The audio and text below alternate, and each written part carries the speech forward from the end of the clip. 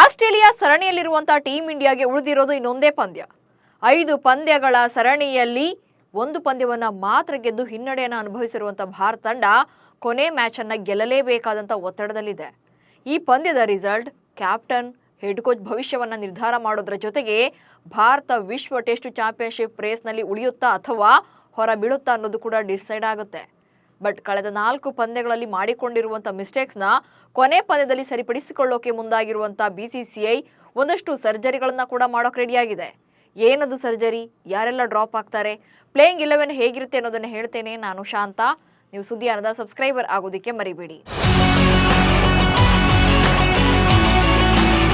ಭಾರತ ಮತ್ತು ಆಸ್ಟ್ರೇಲಿಯಾ ನಡುವಿನ 5 ಪಂದ್ಯಗಳ ಟೆಸ್ಟ್ ಸರಣಿ ಪೈಕಿ ಈಗಾಗಲೇ 4 ಮ್ಯಾಚ್ಗಳು ಮುಗಿದಿವೆ. ಮೊದಲ ಪಂದ್ಯದಲ್ಲಿ ಟೀಂ ಇಂಡಿಯಾ 295 ರನ್ಗಳ ಭರ್ಜರಿ ಜಯವನ್ನ ಸಾಧಿಸಿತ್ತು. ಇನ್ನು ಸೆಕೆಂಡ್ ಮ್ಯಾಚ್ನಲ್ಲಿ ಆಸ್ಟ್ರೇಲಿಯಾ 10 ವಿಕೆಟ್ಗಳ ಗೆಲುವನ್ನು ಕಂಡುಕೊಂಡಿತ್ತು. ಇನ್ನು 3ನೇ ಪಂದ್ಯ ಡ್ರಾನಲ್ಲಿ ಅಂತ್ಯವಾಗಿತ್ತು. ಇನ್ನು 4ನೇ ಪಂದ್ಯದಲ್ಲಿ ಆಸೀಸ್ ಪಡೆ 184 ರನ್ಗಳ ಗೆಲುವನ್ನು ದಾಖಲಿಸಿದೆ. ಇದೀಗ ಉಭಯ ತಂಡಗಳು 5ನೇ ಟೆಸ್ಟ್ ಪಂದ್ಯಕ್ಕಾಗಿ ರೆಡಿಯಾಗಿವೆ. ಜನವರಿ 3ರಿಂದ ಮ್ಯಾಚ್ ಶುರುವಾಗ್ತಾ ಇದ್ದು ಭಾರತಕ್ಕಂತೂ ಈ ಪಂದ್ಯ ಡೂ ಆರ್ ಡೈ ಎನ್ನುವಂತಿದೆ. ಹೀಗಾಗಿ ಅಜಿತ್ ಅಗರ್ಕರ್ ನೇತೃತ್ವದ ಆಯ್ಕೆ ಸಮಿತಿ ನಿರ್ಧಾರದತ್ತ ಎಲ್ಲರ ಚಿತ್ತ ನೆಟ್ಟಿದೆ. ರಿಷಬ್ ಪಂತ್ ಔಟ್, ಧ್ರುವ್ ಜುರೇಲ್ಗೆ ಚಾನ್ಸ್. ಇನ್ನು ಅಪಘಾತದ ಬಳಿಕ ಟೀಂ ಇಂಡಿಯಾಗೆ ಕಂಬ್ಯಾಕ್ ಮಾಡಿದಂತ ರಿಷಬ್ ಪಂತ್ ಆರಂಭಿಕ ಪಂದ್ಯಗಳಲ್ಲಿ ತುಂಬಾ ಚೆನ್ನಾಗಿ ಪರ್ಫಾರ್ಮ್ ಮಾಡ್ತಾ ಇದ್ರು. ಆದರೆ ಆಸೀಸ್ ಸರಣಿಯಲ್ಲೂ ಕೂಡ ಪಂತ್ ಕೈ ಕೊಡ್ತಿದ್ದಾರೆ. ನಿರ್ಣಾಯಕ ಘಟ್ಟಗಳಲ್ಲೂ ಕೂಡ ಕೇರ್ಲೆಸ್ ಆಗಿ ಔಟ್ ಆಗಿದ್ದಾರೆ. ಹೀಗಾಗಿ 5ನೇ ಪಂದ್ಯದಿಂದ ಪಂತ್ರನ್ನ ಹೊರಗಿಡೋ ಸಾಧ್ಯತೆ ಇದೆ. ರಿಷಬ್ ಪಂತ್ ಬದಲಿಗೆ ಧ್ರುವ್ ಜುರೇಲ್ ತಂಡಕ್ಕೆ ಸೇರ್ಪಡೆಯಾಗಬಹುದು. ಈ ಸರಣಿಗೂ ಮುನ್ನ ಆಸ್ಟ್ರೇಲಿಯಾ ಎ ವಿರುದ್ಧದ ಪಂದ್ಯದಲ್ಲಿ ಯುವ ವಿಕೆಟ್ ಕೀಪರ್ ಬ್ಯಾಟ್ಸ್ಮನ್ ಜುರೇಲ್ ಮಿಂಚಿದ್ರು. ಮೆಲ್ಬೋರ್ನ್ ಮೈದಾನದಲ್ಲಿ 80 ಮತ್ತು 68 ರನ್ಗಳನ್ನ ಗಳಿಸಿದ್ರು. ಮುಂಬೈ ವಿರುದ್ಧದ ಇರಾನಿ ಟ್ರೋಫಿಯಲ್ಲಿ ರಾಜಸ್ಥಾನ ಪರ 93 ರನ್ ಗಳಿಸಿ ಜುರೇಲ್ ಅಬ್ಬರಿಸಿದ್ರು. ಆದರೆ ಪರ್ತ್ನಲ್ಲಿ ನಡೆದಂತ ಮೊದಲ ಟೆಸ್ಟ್ನಲ್ಲಿ ಜುರೇಲ್ 11 ಮತ್ತು 1 ರನ್ಗೆ ವಿಕೆಟ್ ಒಪ್ಪಿಸಿದ್ರು.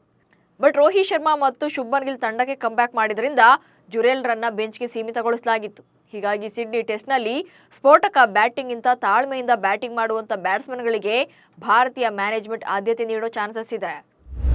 ಆಸೀಸ್ ಸರಣಿಯಲ್ಲಿ 1 ಆಫ್ ಸೆಂಚುರಿ ಬಾರಿಸದ ಪಂತ್. ಒಂದು ಕಾಲದಲ್ಲಿ ಗೇಮ್ ಚೇಂಜರ್ ಎನಿಸಿಕೊಂಡಿದ್ದಂತ ರೆಡ್ ಬಾಲ್ ಕ್ರಿಕೆಟ್ನಲ್ಲಿ ರಿಷಬ್ ಪಂತ್ ಈಗ ಸತತ ವೈಫಲ್ಯಗಳನ್ನು ಅನುಭವಿಸ್ತಾ ಇದ್ದಾರೆ. ಕಳೆದ 4 ಟೆಸ್ಟ್ ಪಂದ್ಯಗಳಲ್ಲಿ ಪಂತ್ 37, 1, 21, 28, 9, 28, 30 ರನ್ ಗಳಿಸಿ ವಿಕೆಟ್ ಒಪ್ಪಿಸಿದ್ದಾರೆ. 7 ಇನ್ನಿಂಗ್ಸ್ಗಳಲ್ಲಿ ಒಮ್ಮೆಯೂ ಕೂಡ ಆಫ್ ಸೆಂಚುರಿ ಬಾರಿಸಿಲ್ಲ. ಪಂತ್ ಇಡೀ ಸರಣಿಯಲ್ಲಿ 22ರ ಸರಾಸರಿಯಲ್ಲಿ ಕೇವಲ 154 ರನ್ಗಳನ್ನು ಮಾತ್ರ ಕಲೆ ಹಾಕಿದ್ದಾರೆ. ಅದು ಅಲ್ಲದೆ ಪಂತ್ ಅನಗತ್ಯ ಶಾಟ್ ಆಡೋಕೆ ಹೋಗಿ ಕೈ ಚೆಲ್ತಾ ಇದ್ದಾರೆ, ವಿಕೆಟ್ ಒಪ್ಪಿಸ್ತಾ ಇದ್ದಾರೆ. ಕಷ್ಟದ ಟೈಮಲ್ಲೂ ಕೂಡ ಟೀಂ ಇಂಡಿಯಾದ ಕೈ ಹಿಡಿತಾ ಇಲ್ಲ. ಮೆಲ್ಬೋರ್ನ್ ಪಂದ್ಯದಲ್ಲಿ ಭಾರತಕ್ಕೆ ಡ್ರಾ ಮಾಡಿಕೊಳ್ಳುವಂತ ಎಲ್ಲ ಅವಕಾಶ ಇತ್ತು. ಆದರೆ ಪಂತ್ ಸುಮ್ಮನೆ ಶಾಟ್ ಮಾಡಿ ಕ್ಯಾಚ್ ನೀಡಿ ಔಟ್ ಆಗಿದ್ದು ದೊಡ್ಡ ಹಿನ್ನಡೆಯಾಗಿತ್ತು. ಹೀಗಾಗಿ ಪಂತ್ ಮೇಲೆ ಸಾಕಷ್ಟು ಟೀಕೆಗಳು ಕೇಳಿ ಬಂದಿದ್ವು. ಅಂತಿಮವಾಗಿ ಪ್ಲೇಯಿಂಗ್ 11 ಹೇಗಿರುತ್ತೆ ಅನ್ನೋದನ್ನ ನೋಡೋದಾದ್ರೆ 4ನೇ ಪಂದ್ಯದಂತೆ ರೋಹಿತ್ ಶರ್ಮಾ ಮತ್ತು ಯಶಸ್ವಿ ಜೈಸ್ವಾಲ್ ಓಪನರ್ಸ್ ಆಗಿ, ಆ ಬಳಿಕ KL ರಾಹುಲ್, ವಿರಾಟ್ ಕೊಹ್ಲಿ, ಧ್ರುವ್ ಜುರೇಲ್, ರವೀಂದ್ರ ಜಡೇಜಾ, ನಿತೀಶ್ ಕುಮಾರ್ ರೆಡ್ಡಿ, ವಾಷಿಂಗ್ಟನ್ ಸುಂದರ್, ಜಸ್ಪ್ರೀತ್ ಬುಮ್ರಾ, ಮೊಹಮ್ಮದ್ ಸಿರಾಜ್, ಆಕಾಶ್ ದೀಪ್ ಆಡುವ 11ರ ಬಳಗದಲ್ಲಿ ಕಾಣಿಸಿಕೊಳ್ಳುವ ಸಾಧ್ಯತೆ ಇದೆ. ಸಿಡ್ನಿ ಪಂದ್ಯವೇ ರೋಹಿತ್ ಪಾಲಿಗೆ ಕೊನೆ ಪಂದ್ಯವಾಗುತ್ತಾ? ಇನ್ನು ಕ್ಯಾಪ್ಟನ್ ರೋಹಿತ್ ಶರ್ಮಾ ಕೂಡ ಫಾರ್ಮ್ನಲ್ಲಿ ಇಲ್ಲ. ಹಾಗಂತ ಅವರನ್ನ ಪ್ಲೇಯಿಂಗ್ 11 ಇಂದ ಡ್ರಾಪ್ ಮಾಡೋಕ್ಕಾಗಲ್ಲ. ಆದರೆ ಈ ಸರಣಿ ನಂತರ ರೋಹಿತ್ ಶರ್ಮಾ ಟೆಸ್ಟ್ನಲ್ಲಿ ಮುಂದುವರಿಯೋದು ಡೌಟ್ ಇದೆ. ಜೂನ್ನಲ್ಲಿ ಇಂಗ್ಲೆಂಡ್ ವಿರುದ್ಧ ಭಾರತ 5 ಪಂದ್ಯಗಳ ಟೆಸ್ಟ್ ಸರಣಿಯನ್ನಾಡಲಿದೆ. ಹಾಗಾಗಿ ರೋಹಿತ್ ರನ್ನ ತಂಡದಿಂದ ಕೈಬಿಟ್ಟು ಯುವ ಆಟಗಾರರಿಗೆ ಅವಕಾಶ ನೀಡೋ ನಿರೀಕ್ಷೆಯಲ್ಲಿದ್ದಾರೆ. ಜಸ್ಪ್ರೀತ್ ಬುಮ್ರಾ ಅಥವಾ KL ರಾಹುಲ್ ತಂಡದ ನಾಯಕರಾಗಬಹುದು ಎನ್ನೋ ನಿರೀಕ್ಷೆ ಕೂಡ ಇದೆ.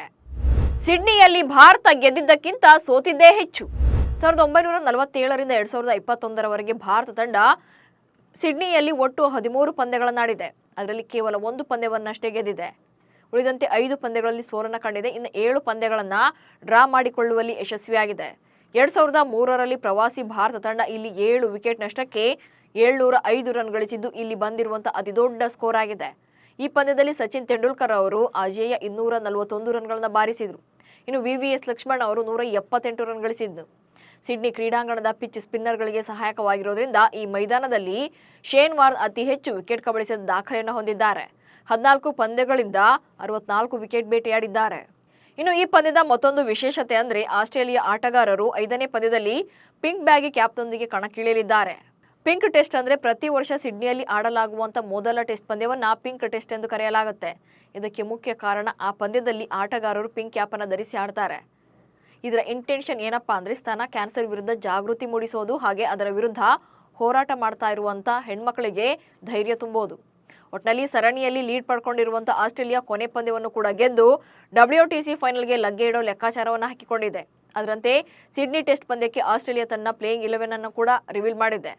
ಆಲ್ರೌಂಡರ್ ಮಿಚೆಲ್ ಮಾರ್ಷ್ ಅವರನ್ನ ಪ್ಲೇಯಿಂಗ್ 11 ರಿಂದ ಕೈಬಿಡಲಾಗಿದ್ದು ಬ್ಯೂ ವೆಬ್ಸ್ಟರ್ ಪದಾರ್ಪಣೆ ಮಾಡೋ ಅವಕಾಶವನ್ನು ಪಡ್ಕೊಂಡಿದ್ದಾರೆ. ಇತ್ತ ಟೀಂ ಇಂಡಿಯಾದಲ್ಲೂ ಕೂಡ ಮೇಜರ್ ಸರ್ಜರಿಗಳಾಗೋದು ಪಕ್ಕಾ ಆಗಿದೆ. ನಮಸ್ಕಾರ.